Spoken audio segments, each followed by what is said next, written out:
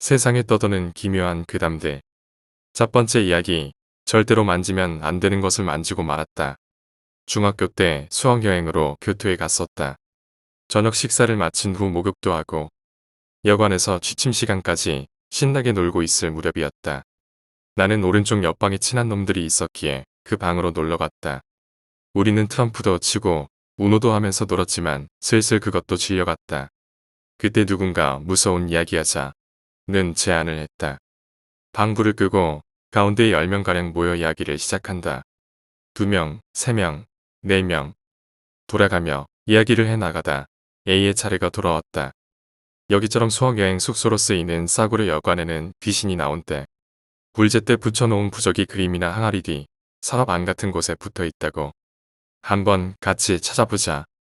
무서운 이야기를 기대했기에 다들 영 분위기는 좋지 않았지만 방을 한번 뒤져보기로 했다. 실제로 있으면 있는 대로 재미있을 것이고 무엇보다 왠지 있을 것만 같은 느낌이었으니. 하지만 그림이나 항아리 뒤 서랍 안에 TV 아래까지 샅샅이 뒤졌지만 결국 뭐 하나 나오지 않았다. 그중 옆방에서 베개 싸움하던 게 우리 방으로 넘어와 우리도 신나게 베개 싸움을 시작했다. 다들 점점 신이 나 이불 깔고 프로레슬링 놀이까지 해대며 수학여행의 밤을 즐기고 있었다. 신나게 놀다 조금 지쳐 쉬던 도중 A가 천장에 있는 점검구를 발견했다. 천장과 지붕 사이 공간으로 이어지는 보통 집이라면 화장실 천장에 있는 바로 그거.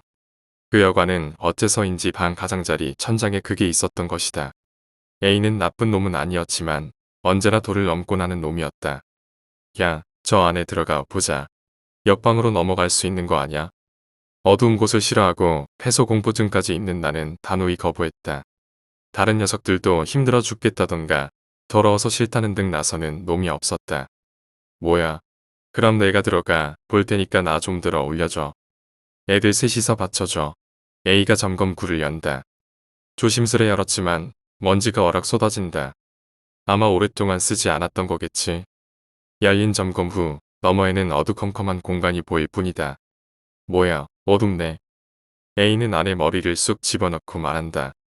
그 안이 밝을 거라고 생각하기라도 한 걸까? 무언가 찾아낸 것인지 A가 소리를 냈다. 야, 여기 뭐 있어? 그렇게 말하며 A는 양손을 구멍 안에 넣고 머리만 뺐다. 구멍이 작아서 머리랑 양손을 같이 넣을 수가 없었던 거겠지. 굿, 손을 천천히 어두운 곳에서 빼내 바깥 세계로 가져 나온다. 손에 든 걸 본 순간 그 방에 있던 모든 아이들이 움찔했다. 뭐야, 이거. 천장과 지붕 사이 공간이 너무 어두워 A에게는 그것이 보이지 않았던 것이리라. 알았더라면 결코 그걸 꺼낼 생각 따윈 하지 않았을 텐데. A가 천장과 지붕 사이에서 찾아낸 건 붉은 표식에 찍힌 일본 종이로 감싸진 인형이었다. 부적과 작고 붉은 책도 함께 있었다. 긴 세월 놓여 있었던 탓인지 인형 표면은 먼지로 검게 더럽혀져 있었다. 부적도 오래되어 간신히 글자를 읽을 수 있는 정도였다. 작고 붉은 책은 포켓용 사전 정도 크기로 검붉은 표지에는 무언가 알 수 없는 글자가 쓰여 있었다. A는 놀라서 그런 건지 일부러인지 주변 아이들한테 그것들을 내던졌다. 물론 아무도 받으려 하지 않았고 책은 다다미 위로 불썩 떨어졌다. 인형은 종이로 만든 것인지 팔랑팔랑 춤추듯 떨어져 방 한구석에 한 손과 한 다리는 다다미에 다른 한 손으로는 벽을 떠받쳐 우연히도 삐딱하게 선 자세였다. 부적도 나풀나풀 춤추며 떨어져 인형의 뒤를 쫓는 것처럼 다다미 위로 내려왔다. 기분 탓인지 인형은 A를 째려보는 것 같이 보였다. A는 펄쩍 뛰어내리더니 다시 인형을 손에 들고 우리에게 던졌다. 아마 스스로도 뭔가 위험하다는 걸 느끼고 있었으리라. 그 기분을 속여 넘기려 조용한 그 방에서 억지로 웃음을 지으며 인형과 책을 던져댔던 것이다. A 이외에는 아무도 말을 하지 않았다. 그저 긴장한 얼굴로 인형과 책을 피해 마구 도망칠 뿐. 그거 위험하니까 원래 있던데 돌려놔. 마침내 참다 못한 B가 입을 열고 다른 아이들도 동의했다. A도 곧바로 원래 자리에 돌려놓겠다고 했고 A는 인형과 부적, 책을 주워 가볍게 먼지를 털고는 미안 이라며 중얼거린 후 원래 있던 곳에 돌려놨다. 분위기도 죽었고 취침 시간도 가까워졌기에 다들 각자 방으로 돌아갔다. 나는 옆에 있던 내 방으로 갔고 A는 인형이 나온 그 방에 그대로 있었다. 곧 소등 시간이 지나고 선생님들이 돌아다니며 각 방에 불을 껐다. 방문은 살짝 열려 복도에 빛이 들어온다. 아마 떠드는 학생을 찾아내려 한 방편이겠지. 선생님들이 복도를 왔다 갔다 하는 발소리가 들린다. 복도의 빛과 더불어 선생님들이 지켜주고 있다는 안도감 때문에 나는 아까 전 인형 사건을 잊고 금세 잠에 빠지기 시작했다. 선생님의 발소리를 듣는 사이 꾸벅꾸벅 졸기 시작해 곧 나는 깊은 잠에 들었다. 잠에 든 지 얼마나 지나서였을까? 쾅 하고 땅이 울리는 소리에 놀라 나는 깨어났다. 꿈인가 싶어 떨리는 와중에도 두 번째 소리가 들리기를 숨죽여 기다렸다. 아마 나 말고 다른 녀석들도 마찬가지였던 모양이다. 곧바로 쾅 하고 똑같은 소리가 울려 퍼졌다. 그와 동시에 누군가 큰 소리로 외치기 시작했다. 아무래도 옆방에서 들려오는 소리 같다. 복도에서 S 선생님이 왜 그러냐 라고 외치고 A가 큰 소리로 소리치는 게 들려왔다. 우리는 당황해 방을 나와 옆방으로 뛰어갔다. 방 안에는 엄청난 광경이 펼쳐지고 있었다. A는 눈을 치켜뜨고 벽을 향해 손발을 휘둘렀다. 마치 벽에서 나오는 무언가에 필사적으로 저항하는 것 같은 모습이었다. 그만둬. 오지마. 오지마. 야, A. 정신 차려. S 선생님이 A를 말리고 있었지만 A는 멈추지 않았다. 손이, 벽에서 손이. 곧바로 다른 선생님들까지 달려들어 A를 붙잡았다. A는 억눌린 와중에도 소리치며 필사적으로 무언가에 저항하고 있었다. 보고 있는 우리들마저 겁에 질릴 정도로 날뛰며 소리치고 있었다. 이봐, 구급차 불러. 누가 구급차를 불렀는지는 몰라도 곧바로 구급대원이 들것을 가지고 들어왔다. 들것에 실려 묶인 와중에도 A는 마구 날뛰었고 급기야는 실금까지 했다. 그리고 그대로 구급차에 실려가 버렸다. S 선생님은 야 이제 다들 자라. 저놈은 안 좋은 꿈이라도 꾼 걸 거야. 라고 방에서 아이들을 내쫓았다. 물론 그런 걸 본 이상 잠이 올 리 없다. 우리는 방에 돌아와 침착을 되찾은 후 S 선생님을 불렀다. 그리고 A가 지붕 밑에서 인형과 책을 찾아냈다는 것. 그걸 가지고 던지며 놀았다는 걸 전했다. 그런 건 관계없어. 저 녀석은 몽유병이나 뭐 그런 거일 거야. 너희도 신경 쓰지 말고 자라. 일단 여관 사람들한테 그 이야기는 해놓을 테니까. 선생님은 그렇게 말하고 곧바로 방에서 나가버렸다. 어쩔 수 없이 나도 이불 속에 들어갔다.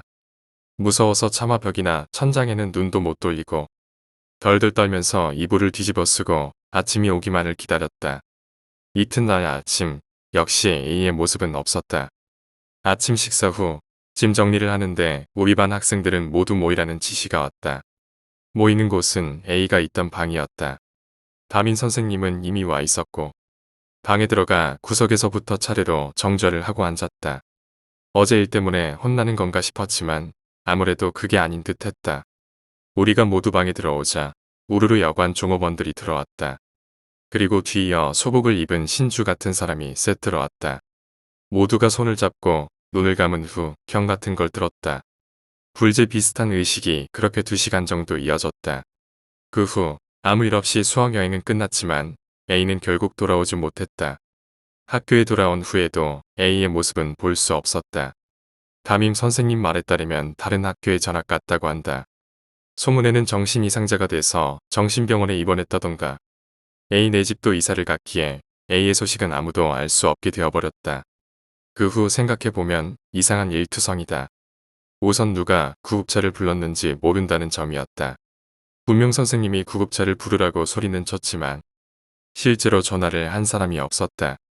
게다가 선생님이 말하고 곧바로 구급대원이 들어왔을 정도로 도착도 비정상적으로 빨랐다. 구급대원의 얼굴도 왠지 시커멓게 보이지 않았고 선생님들 중 보호자 자격으로 구급차에 함께 탔던 사람도 없었던 것이다. 그 방에서 무슨 일이 있었는지 왜 인형과 부적과 책이 있었는지는 여러분의 상상에 맡긴다. 그 구급대원들은 사람이었을까? 벌써 20년 전 일이 되어버린 실화다. 두 번째 이야기, 도망쳐야 한다. 내가 초등학교 2학년 무렵의 기억입니다.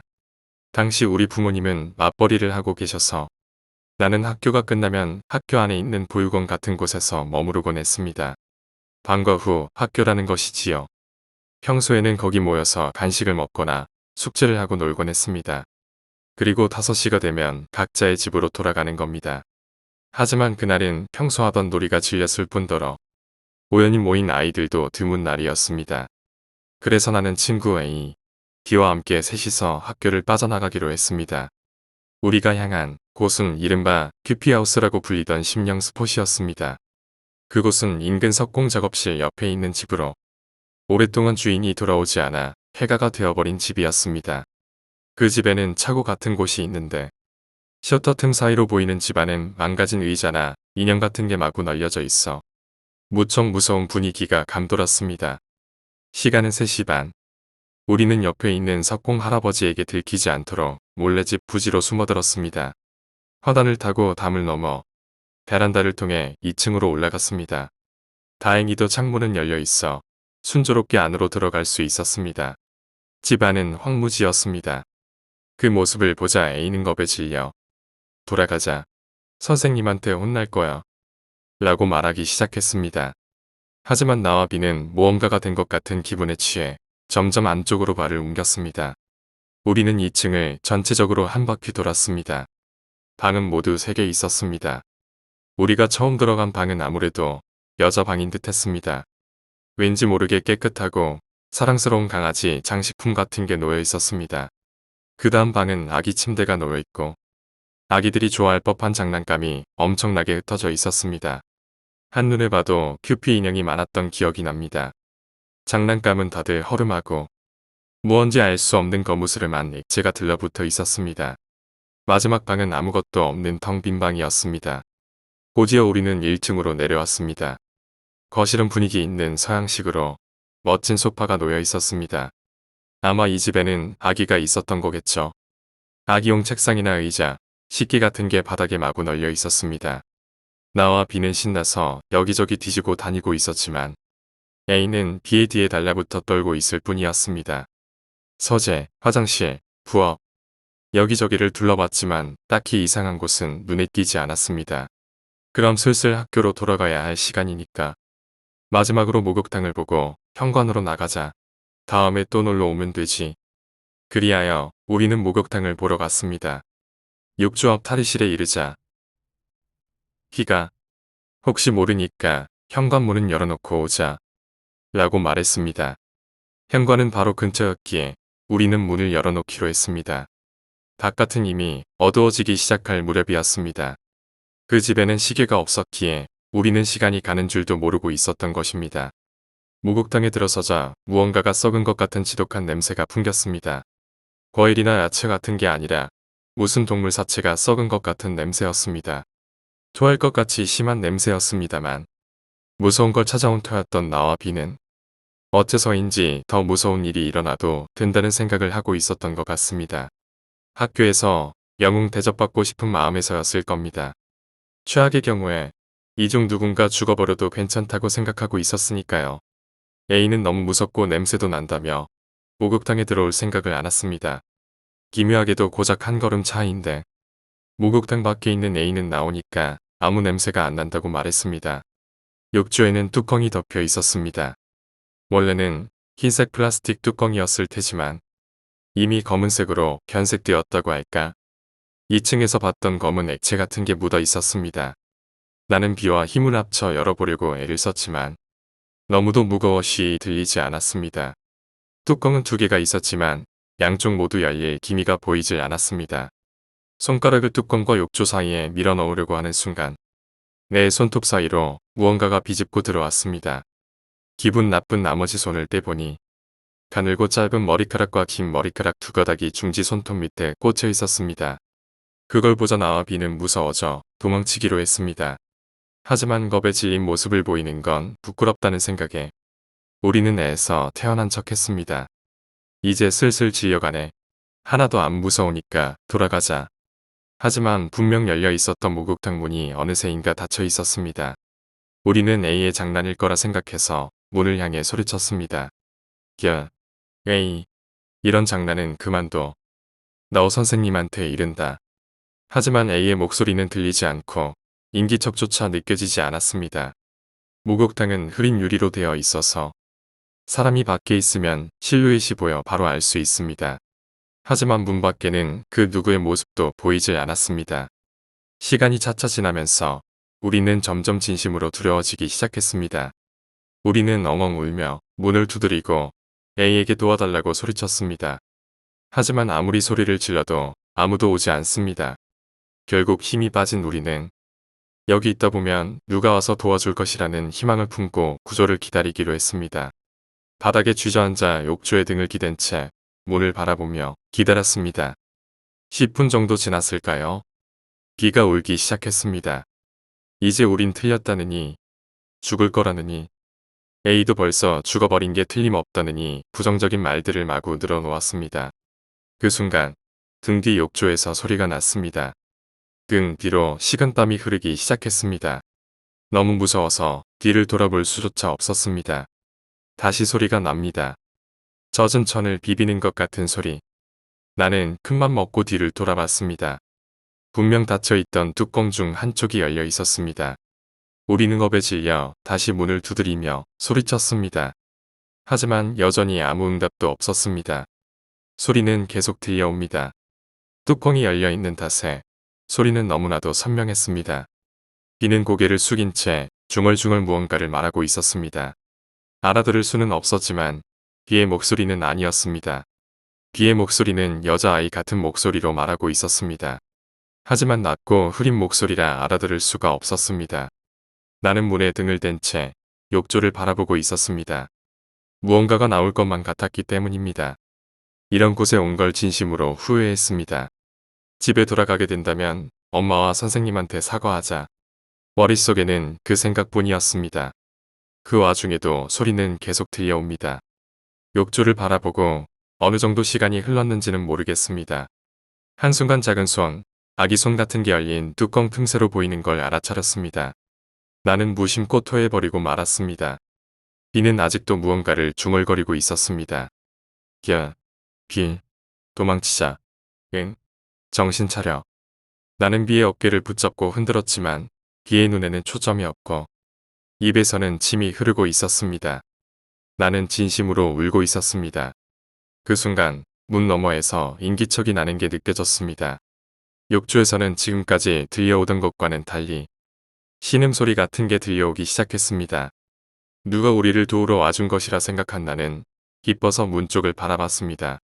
거기에는 흐릿한 유리에 얼굴과 손을 꽉 붙인 여자의 실루엣이 떠올라 있었습니다.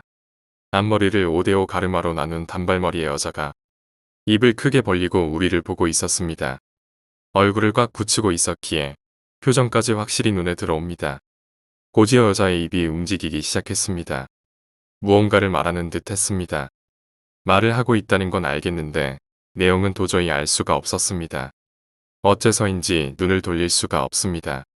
여자는 양손을 천천히 무겁게 들어 올리더니 엄청난 힘으로 문을 쾅 하고 내리쳤습니다. 그리고 그와 동시에 나는 정신을 잃고 말았습니다. 눈을 뜨자 우리 집이었습니다. 아무도 없는 방에 나 혼자 있었습니다. 갑자기 무서워져서 방에서 나오니 거실에는 어머니가 계셨습니다. 어머니는 울면서 나를 꼭 껴안고 그간 있었던 일을 말해주셨습니다. 내 기억이 나는 그 집에 한두 시간가량 있었다고 느끼고 있었습니다. 하지만 실제로는 이틀 가까이 그 집에 있었다는 것입니다. A는 우리를 두고 먼저 집으로 돌아갔지만 다음날 학교에 나랑 B가 나오질 않았다는 겁니다. 그날은 무서워서 선생님에게 말도 못 꺼냈지만 집에 돌아간 후 A는 자기 부모님에게 우리 이야기를 했다고 합니다.